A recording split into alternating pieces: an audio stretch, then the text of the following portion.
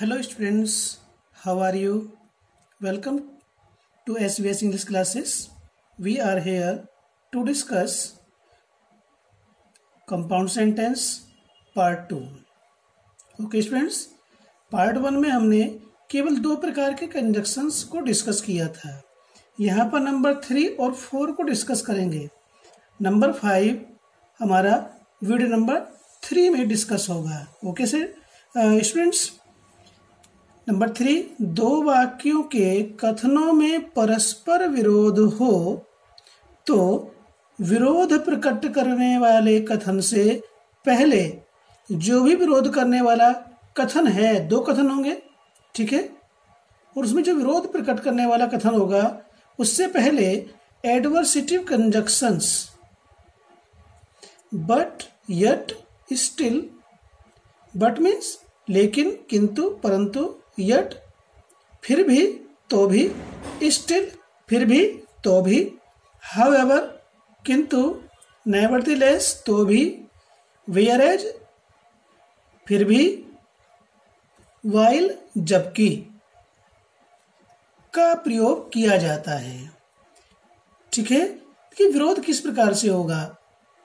जैसे मान लीजिए किसी बालक ने खूब परिश्रम किया और वो फेल हो गया, ये विरोध हो गया. विपरीत, जहां पर विपरीत परिणाम आता है, किसी कार्य को करने का दूसरे वाक्य में, दूसरे कथन में विपरीत परिणाम आता है, तो विपरीत परिणाम वाले कथन से पहले हम ये जो कंजक्शन है इनका प्रयोग करेंगे. ठीक है, तो आइए चलिए हम सेंटेंस को शुरू करते हैं.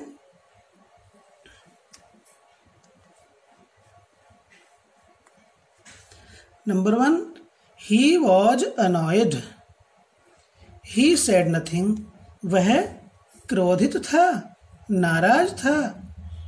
He said nothing. उसने कुछ न कहा. भाई जो व्यक्ति नाराज होता है बहुत कुछ कहता है, गुस्से में होता है, लेकिन कुछ भी नहीं कहा.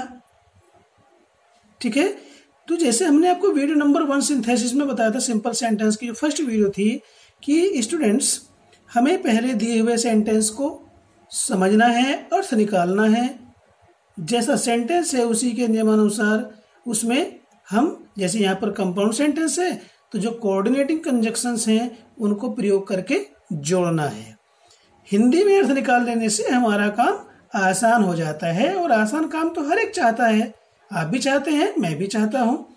ठीक है, तो हमने अर्थ निकाला, वह नाराज था, क्रोधित था, लेकिन उसने कुछ नहीं कहा. लेकिन आ गया, तो he was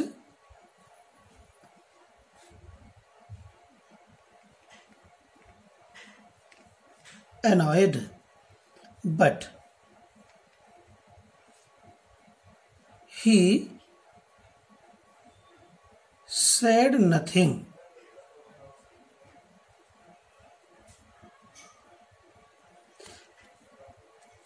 बट के स्थान पर हम यट का प्रयोग भी कर सकते हैं.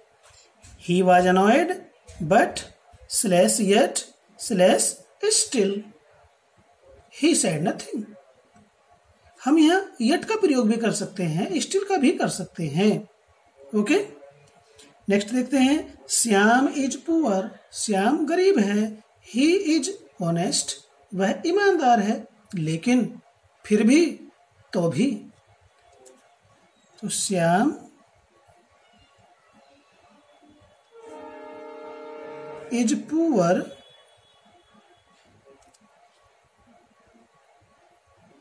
But yet still he is honest.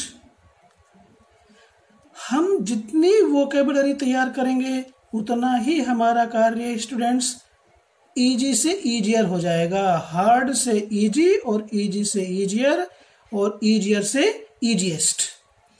बस हम बताए हुए कार्य को करते जाएं. ठीक है स्टूडेंट्स, अब हम आते हैं सेंटेंस नंबर 3 पर. Mister Gupta is ill. He teaches the class. भाई कोई व्यक्ति बीमार होता है तो कोई काम नहीं करता है, फिर भी पढ़ाता है. तो mister Gupta is ill yet he teaches the class. भाई बीमार है, बीमार होने का मतलब क्या होता है? फिर आराम करना होता है, लेकिन फिर भी काम करता है। ठीक है, तो ये विपरीत आ रहा है। मिस्टर गुप्ता बीमार हैं, वो पढ़ाते नहीं, तो अनुकूल परिणाम आ जाता, he does not teach the class. यदि ऐसे होता तो सही था, अनुकूल परिणाम आ रहा है, ठीक है ना। लेकिन वो फिर भी पढ़ा रहा है। डज नॉट टीच होता है तो अनुकूल, और पढ़ा रहा है बीमार होने के बाद भी, तो ये प्रतिकूल हो गया। तो ये हो जाएगा mister Gupta is ill yet he teaches the class। एक बात और देखेंगे, यहाँ पर स्क्रीन पर जो है हमारे केवल 2 सेंटेंस आ रहे हैं, क्योंकि यहाँ पर इज फाइनाइट वर्ब है, दूसरी भी इज है, ये दूसरी फाइनाइट वर्ब है। हमने सेंटेंसों की कोऑर्डिनेटिंग कंजक्शन के द्वारा इसको जोड़ दिया है, कनेक्ट कर दिया है। दोनों ही हमारी फाइनाइट वर्ब इसमें आई हुई है। ठीक है स्टूडेंट्स, अब ध्यान देंगे, जिस पार्ट के शुरू में कंजक्शन आ रहा है तो वो कोऑर्डिनेट क्लॉज है, जिसके शुरू में कंजक्शन नहीं है वो प्रिंसिपल क्लॉज है। यहाँ पर भी देखिए, मिस्टर गुप्ता इज इल, ये प्रिंसिपल क्लॉज हुई, yet he teaches the class, ये इसकी कोऑर्डिनेट क्लॉज हुई, क्योंकि ये कोऑर्डिनेटिंग कंजक्शन से शुरू हो रही है। ठीक है, और इसमें 2 फाइनाइट वर्ब हैं, इज और दूसरी है टीचेज। 2 क्लॉज हैं, कम से कम 2 क्लॉज तो होंगी। ठीक है, हमने आपको फाइनाइट वर्ब के बारे में जानकारी दी, प्रिंसिपल क्लॉज कौन सी है, कोऑर्डिनेट क्लॉज कौन सी है, ये भी हमने आपको बताया। चलिए नेक्स्ट देखते हैं, number 4, he did not study his books at all. उसने अपनी पुस्तकों को बिल्कुल भी नहीं पढ़ा। ठीक है, ही पास्ड, वो पास हो गया। अब देखिए उल्टा हुआ ना, यहां होता फेल्ड, तो इसमें क्या है, जितने भी हम सेंटेंस समझा रहे हैं इसमें एडवर्सेटिव कंजक्शन के प्रयोग में, तो इसमें क्या है, इसमें विपरीत आ रहा है, अनुकूल नहीं आ रहा है। ठीक है, तो जो विपरीत परिणाम दे रहा है उसी के शुरू में हम कोऑर्डिनेटिंग कंजक्शन, जिसे हम एडवर्सेटिव कंजक्शन के अंतर्गत हम इसको समझा रहे हैं, एडवर्सेटिव कंजक्शन प्रयोग किया जाएगा। तो इस जगह he did not study his books at all, still he passed।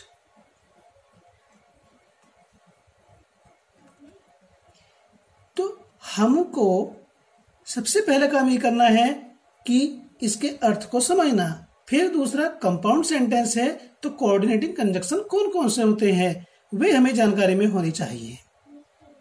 कहीं ऐसा ना हो कि सेंटेंस तो हम कंपाउंड बना रहे हैं और कंजक्शन प्रयोग कर दिया हमने सबऑर्डिनेटिंग।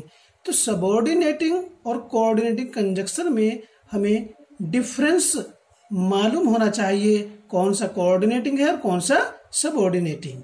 तो सबऑर्डिनेटिंग कंजक्शन कंपाउंड में प्रयोग नहीं हो सकता है, कंपाउंड में तो स्टूडेंट्स कोऑर्डिनेटिंग कंजक्शन ही प्रयोग होगा, जिसकी हमें जानकारी होनी चाहिए। Number 5, my friend was sick, मेरा दोस्त बीमार था। ही अटेंडेड द क्लास, उसने क्लास अटेंड की।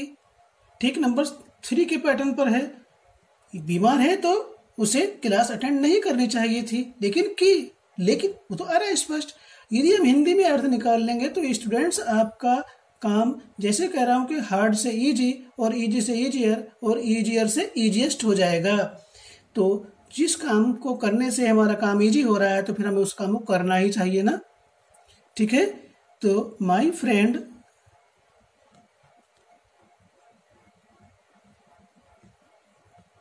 Was sick, yet he attended the class। ठीक है students.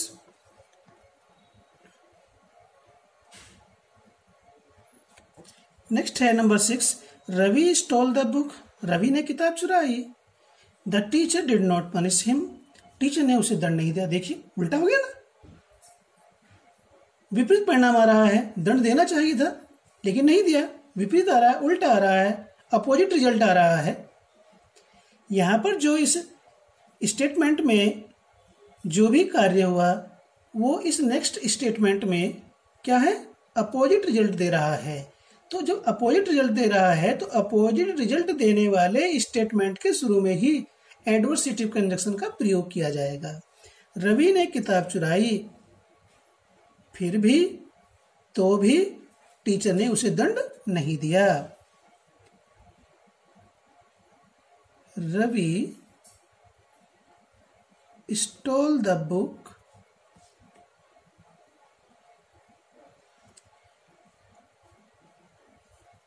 yet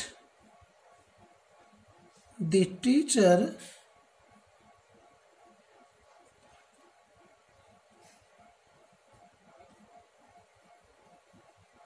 did not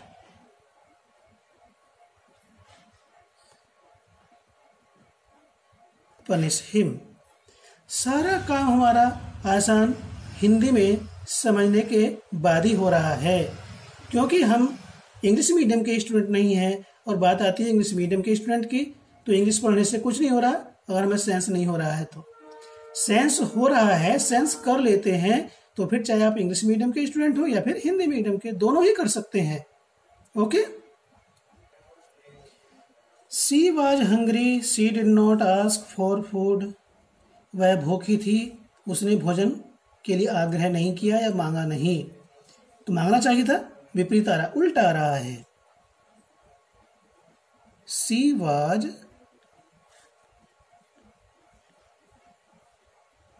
hungry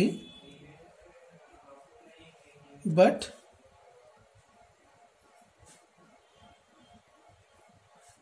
she did not ask for food. Number 8, the brave face the challenges.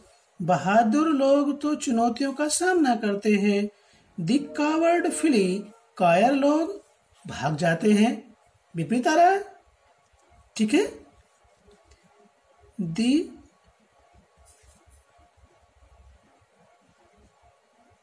Brave face the challenges.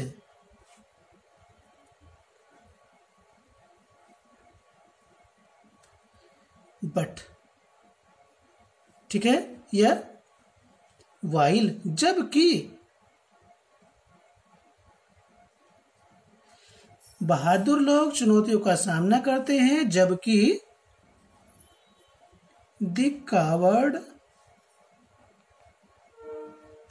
जबकि कायर लोग फिली रफू चक्कर हो जाते हैं, रन अवे।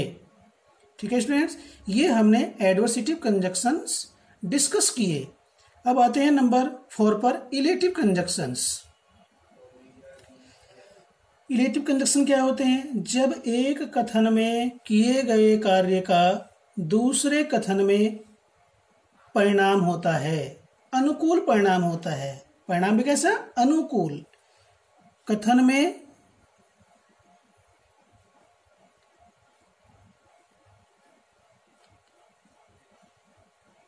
अनुकूल परिणाम होता है, तो परिणाम वाले कथन के शुरू में इलेटिव कंजक्शंस सो इसलिए, देयरफॉर इसलिए, फॉर इसलिए, हेंस अतः, देन तब, और इसमें एक कंजक्शन और आता है THUS 10। इस प्रकार दस मीन्स इस प्रकार, दस इस प्रकार, सो इसलिए, देयरफॉर इसलिए, फॉर इसलिए, हैंस आता है, देन मीन्स फिर या इसके पश्चात का प्रयोग किया जाता है। सेंटेंस देखिए, I can not die in peace. ठीक है, मैं शांति से नहीं मर सकता। आई एम ए सिनर, मैं एक पापी हूं। तो देखिए, इसमें एक में रीजन है, दूसरे में रिजल्ट है। ठीक है, तो रिजल्ट किस में है? रीजन तो इसमें है, रिजल्ट इसमें है। मैं एक पापी हूं इसलिए। देखिए, अर्थ निकालना, अर्थ को समझना सबसे देखिए फर्स्ट एंड फॉरमोस्ट रिक्वायरमेंट है। यदि आपको अर्थ नहीं आता तो स्टूडेंट्स इस काम को करना आसान न होकर के कठिन हो जाता है। तो इस काम को आसान करने के लिए हमें इसको सेंस करना ही पड़ेगा, चाहे हिंदी में कर ले या इंग्लिश में कर ले, ये तो आपके ऊपर निर्भर करता है।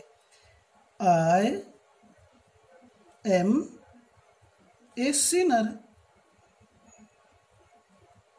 सो I can not die in peace. Number 2, it is raining, वर्षा हो रही है। She will not go to school, वह स्कूल नहीं जाएगी। बारिश हो रही है, बारिश हो रही तो परिणाम क्या रहा? इसलिए। तो it is raining,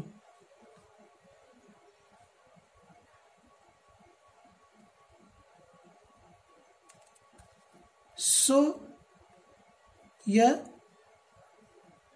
hence she will not go to school.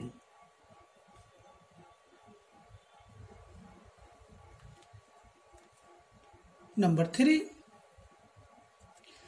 he did not work hard, उसने परिश्रम नहीं किया। he did not pass the exam, उसने एग्जाम पास नहीं किया। अनुकूल परिणाम आ रहा है, भाई परिश्रम नहीं किया तो पास भी नहीं हुआ।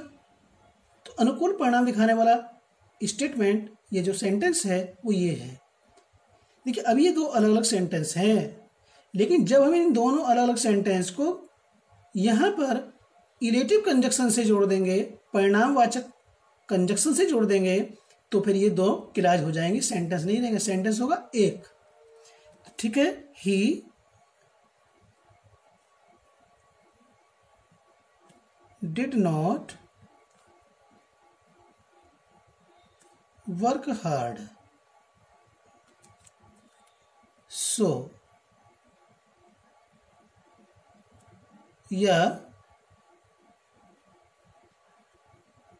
therefore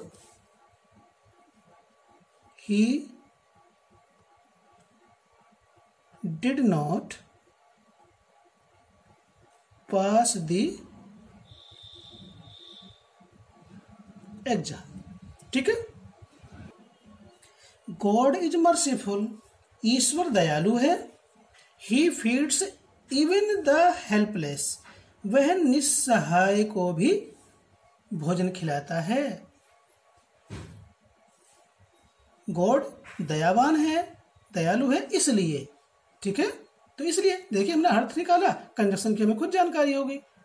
तो God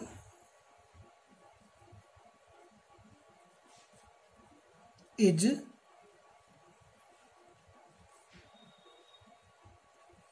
merciful,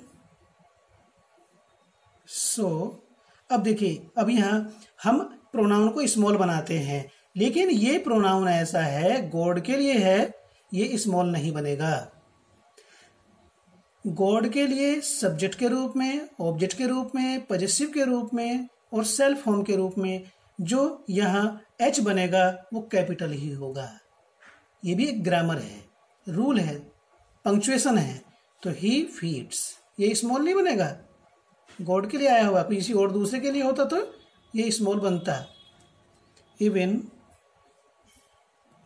the helpless,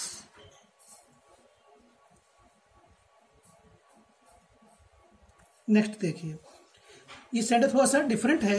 on account of illness I could not go to school. बीमारी के कारण मैं स्कूल नहीं जा सका। तो ये जो पार्ट दे रखा है वैसे तो ये सिंपल सेंटेंस का है, लेकिन इस तरह का सेंटेंस कंपाउंड सेंटेंस में आ जाता है। और आ जाता है तो फिर कैसे बनाओगे? तो इसमें क्या होगा, मैं बीमार था इसलिए, तो क्या होगा, ये बीमार कौन है, आई तो है, तो जब आई, ये कुड है तो पास्ट में है तो यहाँ पर बी फॉर्म लेकर आएंगे आई वाज। और ये इलनेस है इसे हम एडजेक्टिव में बदल देंगे, क्या हो जाएगा, आई वाज इल। ध्यान दे रहे हैं, समझे किस तरह से हमने परिवर्तन किया। इस प्रीपोजिशन को हटा देंगे, इस नाउन का हमने एडजेक्टिव बना दिया और इसके साथ आई के साथ बी की फॉर्म लेकर आए, वो भी पास्ट टेंस में। कैसे पता चला पास्ट में है, क्योंकि ये जो हमारी वर्ब आ रही है, मॉडल है, ये पास्ट की है। ठीक है, तो I was ill so I could not go to school. Next है he wants to be famous, वह प्रसिद्ध होना चाहता है। He is always busy in social work.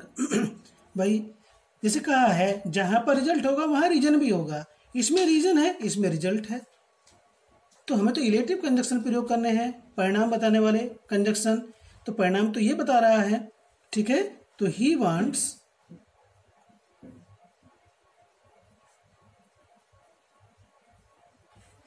to be famous, so या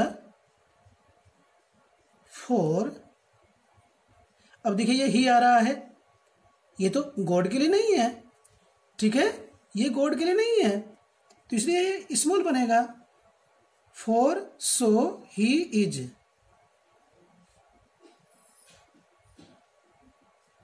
always busy in social work।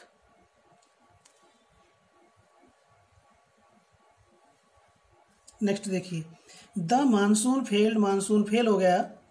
The tanks became almost dry, tanks का यहाँ meaning जो है वो तालाब से है, और तालाब जो है लगभग सब सूख गए। क्या इसमें क्या रिजल्ट आ रहा है, मानसून फेल होने का कारण क्या है कि सारे टैंक सारे तालाब सूख गए। तो the monsoon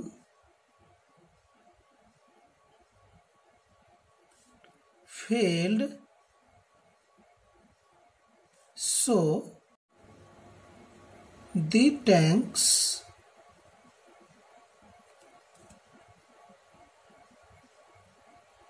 became almost dry. Next देखेंगे last, he was a fool, वो मूर्ख था। His friends made him spend, उसके मित्रों ने उससे खर्च कराया, ए लॉट बहुत अधिक, ऑन देमसेल्व्स अपने ऊपर। वो मूर्ख था इसीलिए, तो मूर्ख था इसलिए, ठीक है। जैसे हमने हिंदी में इसका देखा तुरंत ही में कंजक्शन की जानकारी हो गई, कितना आसान लग रहा है अर्थ समझने के बाद। ही was a fool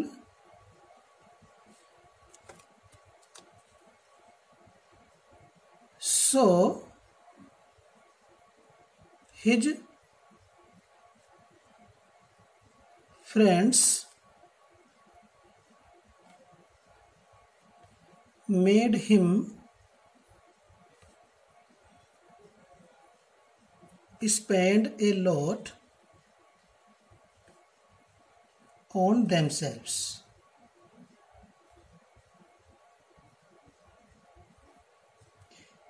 His friends made him spend, जो made him spend आ रहा है ये कॉजेटिव वर्ब है, यहाँ पर ये टू छिपा हुआ है, ठीक है, a lot on them। इस प्रकार से हमने ये 4 पॉइंट आपको चौथा नंबर 3 और नंबर 2 यहाँ पर एक्सप्लेन किया। जो नंबर 5 है वो वीडियो नंबर 3 में आपको उपलब्ध होगा, ठीक है। आपको समझ में आया तो वीडियो को लाइक कीजिए। थैंक्स।